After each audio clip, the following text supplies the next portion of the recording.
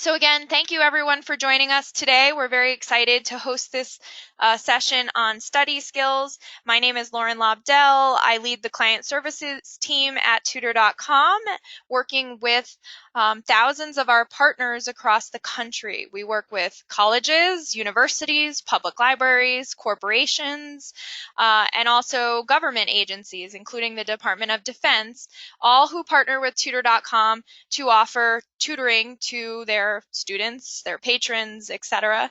So over the past few months, with everything that's been going on in the country and related to COVID and having to move online, students are really having a lot of challenges, and we wanted to be able to help support the broader community and students, whether you're a Tutor.com user or not, with some helpful topics this summer. So without further ado, I'm going to pass off to my esteemed colleague, Amy Dietzman, who actually is an expert in the study skills area. She is hosting web sessions every Wednesday for the next few weeks. We did a session on time management last week. If you're interested, we can point you to the recording. And so for today's session, she's going to focus on study skills. Amy, take it away. Awesome, thank you. So Lauren already said that student success is one of my favorite topics, and I kind of consider myself an expert, not because I taught this, but also because I consider myself to be a successful student. I earned 3 degrees, all while working full-time, and 2 of those degrees I earned with 2 young kids at home. I learned from my own mistakes and from some interesting observations of my own kids and my own students, and I figured out some cool strategies. So I'm going to talk about it with you some more. Today I'm going to share some helpful tips for study sessions, and we're going to talk very specifically about note-taking and test-taking. I'm also going to talk to you about how wellness techniques connect to your studying strategies. No matter your age, middle school, high school, college, grad school, or beyond, you can learn something from these tips. Many come from my own experiences, and many are research-based. These tips might seem obvious, they might not, but either way, they are good reminders, and you should ask yourself throughout this webinar if you are doing these things or if you could be doing these things. So let's start with all the stuff you need to do before you start studying. Before you settle in for a session, designate a study area. Make sure that your space has all the supplies you'll need. It has good light, and set yourself up with a drink or maybe a snack so you don't have to stop your flow. I loved studying with coffee, just like this picture, always. Get rid of distractions. Turn off your alerts and your email. Put your phone on silent and leave it in a different room. You won't be tempted to look at it if it isn't close. Sit in a place where you won't be distracted by family, friends, people yelling, or loud music. And make a plan and set a goal. Have an end goal for the time that you've designated and know exactly what you want to accomplish. You'll waste time if you have to sit down and then sort through all your assignments and classwork to figure out what you need to do. So schedule out your week ahead of time. It's a really good way to use your study time for studying and not for getting organized. And then reward yourself. When you finish a good session, it's like holding the carrot for yourself. For me, knowing the reward ahead of time was my motivation because I like to think about what I'm going to get to do when I'm done. Everything I tell you today and everything I told you in my last webinar requires discipline. Completing a degree, finishing an AP class, studying for the SAT or the MCAT, it all takes discipline and commitment. You have to commit to yourself that you're going to do it and you're going to be a success. My students always have good intentions. At the beginning of every class, they have to answer this question. What is your strategy for completing your work on time in this class? And they are notorious for saying, I'm going to really try to study Monday through Friday and not procrastinate. But I'm working part-time right now, and I am on the tennis team, and I have an internship, and I just know I'm going to struggle with this. When I read that, I think this, well, you didn't even start, and you already came up with an excuse. You already said, I'm not going to be successful. So make your intentions real habits. It takes 66 days on average to form a new habit. So give yourself time to form that good study habit, because the bad habits, they are already there. You've established them, and they are easier at first. But I promise you that new and better habits will be easier on you in the long run. So start off by being honest with yourself. Is a coffee shop the best place for you to study? If you curl up in that chair, are you likely to fall asleep? What time of day is best for your brain? Do you really perform best when you're under pressure? This is my son's favorite thing to tell me. Can you spend an entire day studying, really? And how long does it really take you to write a paper? These are questions based on things I heard from my own kids. My sons are now in high school and college, so I have that experience. And these are also things that I've heard from my own students. So know how your brain works and how you learn best. If you're not sure, try different strategies to figure it out. For example, I know that I don't study well at night. I know that I don't study well when I'm hungry. I know that I don't study well for more than 3 hours at a time. I think best when I am organized. I'm honest with myself, and I'm not going to waste my time trying to study right before dinner or late at night. I'm not going to study when my house needs to be cleaned, and I'm not going to try and write a paper 3 hours before it's due. Why you shouldn't procrastinate? Well, does anyone know what's wrong with this presentation? I get these kinds of submissions every term, and it is always the student who turns in their assignment at 11:59 p.m. on the day it's due. So what's wrong with this?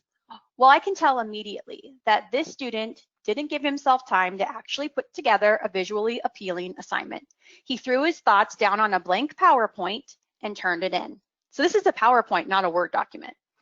These are often the submissions that are also riddled with spelling and grammar errors, because procrastinators get lower grades. It's a proven fact. Those who work ahead will take the time to put together something better than a white presentation with black words, and they will probably remember to run a spell check. And in case you wonder what's wrong with this, a PowerPoint presentation should always have images and colors. Oh, the damage of all-nighters. I have never been able to pull an all-nighter, but students do it all the time. Studies show that a lack of sleep has effects on your blood sugar, your immune function, and your metabolism. So how does it affect your immune function? Well, it wears you down, it exhausts you, and then you're more susceptible to getting sick. Frequent all-nighters also cause weight gain, and the reason is right there on your screen. When you pull an all-nighter, you are more likely to eat junk food to keep yourself awake and alert. Keep in mind that you should always take tests on a good night's sleep and without an empty stomach. So cramming all night before a test is a bad idea. Some researchers say that it takes days to recover from lost sleep, and others say that you never really recover. The point is, you're just not doing yourself any favors by pulling an all-nighter. Consistency and routine are best. If you can schedule out your study time at the same time every day, you will get into a routine. Routines are good.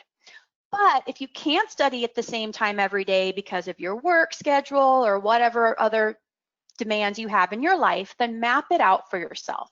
Spend the extra time it takes on a Sunday to look ahead at your week. Look at your appointments, your classes, your work schedule, your commitments to friends, and your errands, and then schedule your study time. Don't forget to look ahead at due dates and work ahead in your classes. But the key is to be consistent. If you say you're going to study, you have to hold yourself to it. And remember to be honest with yourself. If you plan to go out to dinner with friends and then you're going to go home and study, don't schedule your dinner for just 1 hour, because you know that you're not going to eat dinner and talk to your friends for just an hour. And then don't forget to post your schedule every week. Have others hold you accountable. Share your schedule with your family and friends so that they know your study time is sacred. Many researchers and professors will say that cramming is bad, but Planned cramming is different. I found times when cramming was just what I needed, so I'm going to tell you the truth. Cramming only works for short-term memory. It works really well for vocabulary tests and for one and dones. So what do I mean by a one and done? If you're taking a test and you know for a fact that you'll never need to know that information for another class or for the next test, then it's okay to cram and forget. An example was a history class that I took in college. I was not a history major and I was not a political science major, and I was taking other much more important and difficult classes for my major at that time.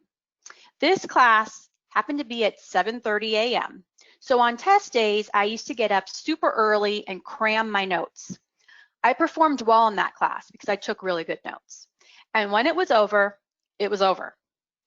But when you shouldn't cram, when you have another test coming up and it builds on the knowledge from this test. So you're not doing yourself any favors if you cram before every test in the class, but you still have a final exam coming up that's cumulative. Or if you need to understand a concept because you're going to have to learn something more about it and it builds on it, then cramming is not helpful. Cramming is also bad news for essay questions because cramming is only good for a shallow understanding of information, and essay questions always require a deeper understanding. If you haven't studied thoroughly and deeply, you're going to bomb those essay questions. If you only cram, also, you're selling your brain short because your brain needs time to process. We're going to talk a lot more about that. You can't give it time to process new information if you try to cram it all in at the last minute. So how do you study the right way when you actually need to learn and not just memorize? First of all, don't multitask. Using your phone, texting, checking social media, replying to emails, or even trying to study while you're working is probably not effective. There is so much research to prove that those who multitask don't give anything their full attention, and therefore they give each task just a percentage of what they could give it if they just focused. Multitasking causes trouble organizing your thoughts, which would be okay if you were working on something that you knew backwards and forwards. That's when multitasking's okay. But when it comes to learning, that doesn't work. It also diminishes your ability to filter irrelevant information. And if you're like me, you want to quickly identify what's irrelevant because it cuts down on the time that you're spending studying. Multitasking also steals your refocusing time. So what do I mean by refocusing time? Well, it takes an average of 14 minutes to refocus completely on a task after you've answered an email or responded to a text. Do it right the first time. Lots of students fall into the trap of believing that rereading chapters or rewatching lectures will help them get the information better. It doesn't really work that way. It's better to take the information in, commit it to your mind and understanding by processing and reflecting on it, and then reviewing it in a new way. So let me give you an example. If you were to watch a lecture or a video, let's say, have your notes ready, watch a section, then pause it. Jot down what you just got from that. If something's confusing, Google it quickly. See if you can find a way that makes more sense to you. Then go back to the lecture or video and watch again for a few minutes. Then repeat the same process. Same goes for reading an article. Read it once and stop throughout to talk yourself through what you just read. Always take notes as you go. In addition, don't waste time reviewing what you already know. If you make flashcards and you go through them and you know them all, don't keep doing it. Take that time to review the stuff that you don't know. Our tendency is to review the easy stuff because it gives us confidence, but it really doesn't help us when we go to take a really hard test. Similar to what I just explained about doing it right the first time, if you attend a class in person, never sit there and just listen. Very few of us actually retain information just from hearing it, especially if it's a dry or complicated topic. Passive learning is when you just let something come to you. But being an active learner means that you're taking the information in, you're processing it, and then you're putting it into your own words, or maybe you're drawing a picture of it, but you're making meaning of what you're learning. So let's be honest, one of the worst things you have to do as a student is read a dry textbook, but there is a way to do it. If you're assigned a chapter to read, or 2 or 3, don't just open your book and start reading front to back. Preview the chapter first. Flip through it. How long is it? Set your mind to what you're going to accomplish. Look at the headings, sections, pictures, tables, graphs. Help your brain to kind of go like, oh, okay, this is what's coming. Then read the introduction to the chapter. We often skip this part, but it helps to put context to what's coming. Flip to the end of the chapter and read the summary. It might not all make sense yet because you haven't read the chapter, but it will help you make connections as you read. Then go back to the beginning of the first section and begin reading. Read in chunks. Read a section. Then go to your notes and summarize in your own words what you learned. Remember not to read the whole thing all at once, because if you've ever done that before, you know your eyes are going to glaze over, your mind starts to wander, you're suddenly going to realize that you just read 3 pages and you didn't retain a single thing. Remember to be an active learner, which means an active reader. Constantly stop and talk yourself through your reading. So how do you actually take good notes? First of all, don't over highlight in a textbook. It's one of the biggest mistakes students make. If you can't narrow down what's important to a phrase or 2 or a sentence or 2 on a page, then it's not worth highlighting. Plus, if you highlight, then you're tied to your textbook every time that you want to study. A notebook or the notes on your computer are much easier to open and review at a later date. Also remember that if you just highlight, you're not forcing yourself to put it into your own words, and that's part of the processing. Turn the headings of your chapter into questions, and then answer the questions with your notes below. Always put your notes into your own words. I'm a big bullet list person, so I like an outline style of notes where I jot down big ideas and concepts in an outline format. Rarely do I write in complete sentences, and I'm not a fan of notes that don't come easily and naturally. But that's me. You have to figure out what works for you. And when you read a textbook, you should always pay special attention to vocabulary words. Make sure you're adding those to your notes, and that's a good place where you can draw a picture. Drawing pictures is really good. Research shows that we learn more from writing than we do from typing. So if you prefer to type, that's okay, start there. See if it works for you first. After you take a test, look back at your notes and see if you had any of the pertinent information there. If you didn't, then you know that you had difficulty identifying the important information. If you had good typed notes and you just didn't remember anything, then handwriting your notes next time is probably a good idea. That's really the same for any kind of notes. Look back at them after you take a test to see if you did a good job. If the test was on totally different information, then you need to try a new strategy. If your notes were good and you just didn't retain the information, then you may need to consider a different way of organizing your notes. Depending on the subject, this step can be really critical. If you draw pictures or maps, you will be more likely to understand the connections between things. Plus, if you're a visual learner, like I am, you'll be more likely to remember that picture when you go to take the test. The very best way to learn and remember something is repeated exposure. Read, take notes, review those notes, make flashcards, Google it and find a video. Now you've seen or processed that information 5 times. You have a much greater chance of remembering it later. Now, should you do this with every single chapter, every single unit, every single class? No, this is only for difficult information that's harder to retain.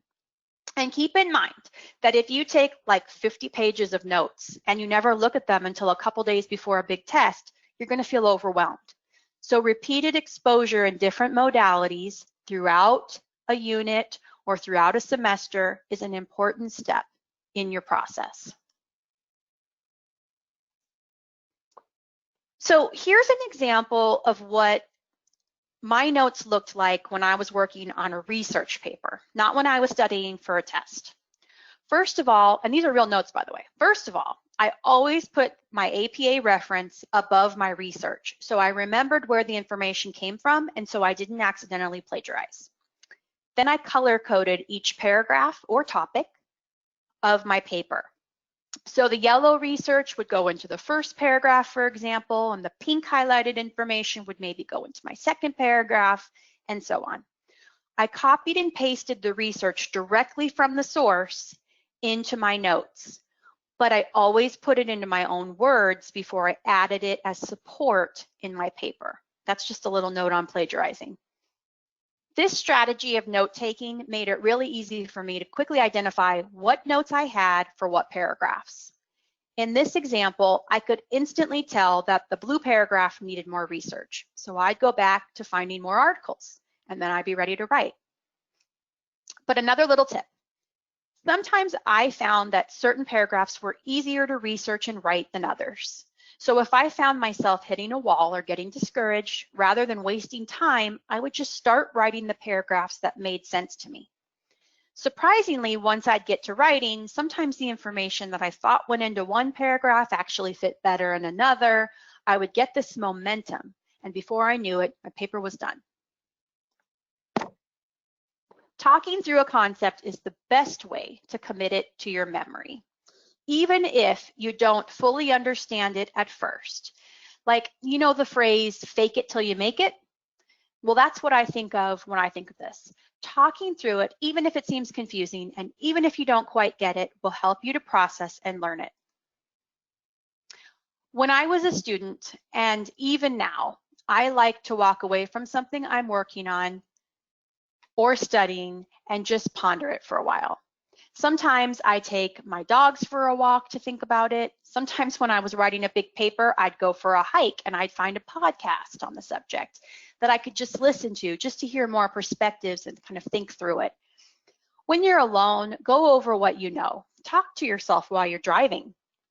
Sometimes when something is really hard, you just need to clear your mind completely and not think about it at all. So turn on music and go for a run. When you come back, your brain will be refreshed and you will have a new perspective. This is an important part of the writing process too. It's always good to walk away, think about something, and then come back to it. And like I said before, there's a video for really every topic in the world on YouTube, it seems. So if you're struggling to understand something, look for a different explanation, find a video. And one of the biggest mistakes students make is thinking that just reading something is enough. Reviewing your notes is a really important piece, but how do you know if you really know it? You have to assess yourself. Take those notes and make them into flashcards. Use apps, find online quizzes. Test yourself to know if you really know it. And this is where study groups come in handy because you can test other people in your class and they can test you. Wellness tips are a critical component to studying. Exercise actually increases your brain performance. So take breaks in your study time and go for a walk, or consider going to the gym right before you have a long study session. For me, exercise was a reward for my studying, but whatever works for you. And it doesn't mean that you have to be in the best shape of your life or anything. Just know when your body needs to be stimulated. When your brain is tired, you might need a quick nap, a power nap. If you're worried that you'll fall asleep for hours and you don't have hours, then hone in on that power nap skill because it's crucial for life in general. Research shows that power naps are actually more effective than long naps in helping you to feel revived and rested. So set an alarm for 20 or 30 minutes and rest. Also make sure you're eating while you're studying, and your eating should be healthy, better for your brain. You've also heard all the statistics and dangers about energy drinks and soda, so be mindful of that. Lastly, one of the best things for your brain is music. And I don't mean music with lyrics. Classical music and piano music is actually known to stimulate your brain. And it can play in the background so your brain is not distracted, but completely focused on the task at hand. Before you take a test, start with a positive mindset. believing that you will succeed and envisioning yourself passing that test. But if you have taken tests before, somewhat unsuccessfully in a particular class maybe, advocate for yourself. I tell my kids this all the time because your teachers and your professors are there to help you. So go ask your teacher or instructor what you need to know for the test or what you could do better in terms of studying. Share your strategies, tell them what you've done, and ask them what you could do better. It's quite possible that your instructor will give you a really good tip, like all the information on the tests comes from the articles I shared with you, or all the essay questions or discussion questions from our class, or I post study guides on the resources page of the online classroom. And you'll go, wow, I didn't even know there was a resources page in the online classroom. And now you learned the key to better performance. All of the tips I shared with you require time. Studying effectively does take time. If you're a procrastinator, will you have all the time to do these things? Will you really have time to review and reflect if you've put off studying until the night before the test? Nope. And you also probably stressed yourself out in the process. Not to mention, if you don't feel prepared for a test and you feel that you're going to bomb it, you might just be the victim of your own self-fulfilling prophecy. So here's the checklist for study skills that I just went over. First thing is to find the right space. Remember not to multitask. Set a schedule ahead of time and stick to it. Be an active learner, not a passive learner. Take effective notes, review those notes, and then turn that into an assessment. Explain it to someone else, even if you don't get it. Find other resources if things are confusing for you. And don't forget to rest and exercise. These are the references I used. And before we get to questions, I just want to say that my next webinar is coming up next week at the same time.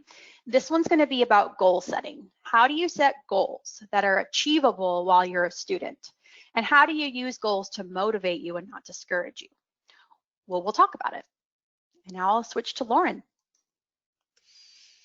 Thanks, Amy. That was another awesome session. We really appreciate you giving us all these tips. I mentioned this last week, but I am not a student right now and actually can take a lot of what you're offering here and apply it to my work habits as well, right? You have a report due or you have to get your presentation done, and a lot of the same strategies still work for a career as well. So, True. Whether you're a student or you're in the job, you definitely need to use these kinds of strategies.